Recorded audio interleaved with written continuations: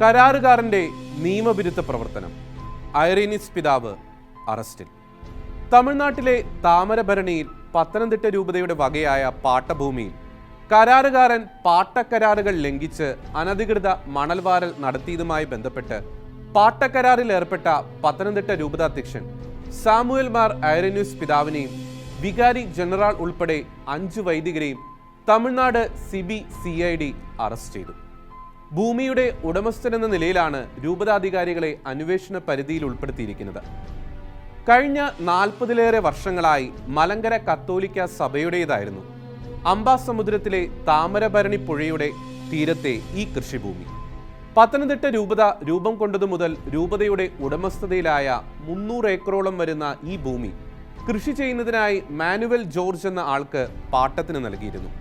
Covid കാലമായതിനാൽ രൂപതയുടെ അധികൃതർക്ക് ഈ സ്ഥലത്ത് പോയി നോക്കുവാൻ സാധിച്ചിരുന്നില്ല.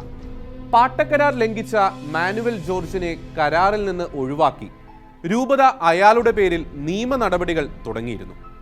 അറസ്റ്റിലായി ജാമ്യത്തിലിറങ്ങിയ മാനുവൽ ജോർജ് ഇതിന്റെ പ്രതികാരം എന്ന വണ്ണം കരാറിൽ ഒപ്പിട്ട മെത്രാനെയും വൈദികരെയും വസ്തുവിന്റെ യഥാർത്ഥ ഉടമസ്ഥർ എന്ന നിലയിൽ കേസിൽപ്പെടുത്തുകയായിരുന്നു. മാനുവൽ ജോർജ് നടത്തിയ അനധികൃത മണൽവാരലിന് സർക്കാർ ഏകദേശം 10 കോടിയോളം രൂപ സ്ഥലം ഉടമസ്ഥൻ എന്ന നിലയിൽ രൂപത അധ്യക്ഷന് പിഴയിട്ടിരുന്നു. ഇതിന്റെ മേൽ നടപടികൾക്കായി വൈദികരോടൊപ്പം സ്ഥലത്തെത്തിയപ്പോഴായിരുന്നു മാനുവൽ ജോർജിന്റെ പരാതിയിൽ ബിഷപ്പിനെയും വൈദികരെയും അറസ്റ്റ് ചെയ്തത്.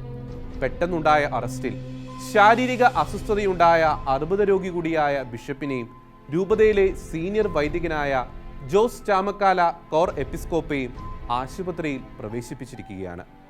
പത്തനംതിട്ട രൂപതയുടെ വികാരി ജനറലായ ഫാദർ ഷാജി മാണിക്കുളത്തെയും മറ്റ് 3 വൈദികരെയും സബ് ജയിലിലേക്ക് മാറ്റി. അപ്രതീക്ഷിതമായ ഈ സംഭവത്തിന്റെ ഞെട്ടലിലാണ് പത്തനംതിട്ട രൂപതയിലെ വൈദികരും വിശ്വാസികളും. കേരള സഭയിൽ സൗമ്യനും പ്രാർത്ഥനാ തീക്ഷ്ണത കൊണ്ട് വിശ്വാസികൾക്ക് ഏറ്റവും പ്രിയങ്കരനുമായ ബിഷപ്പാണ് സാമുവൽ മാർ ഐറീനിസ്.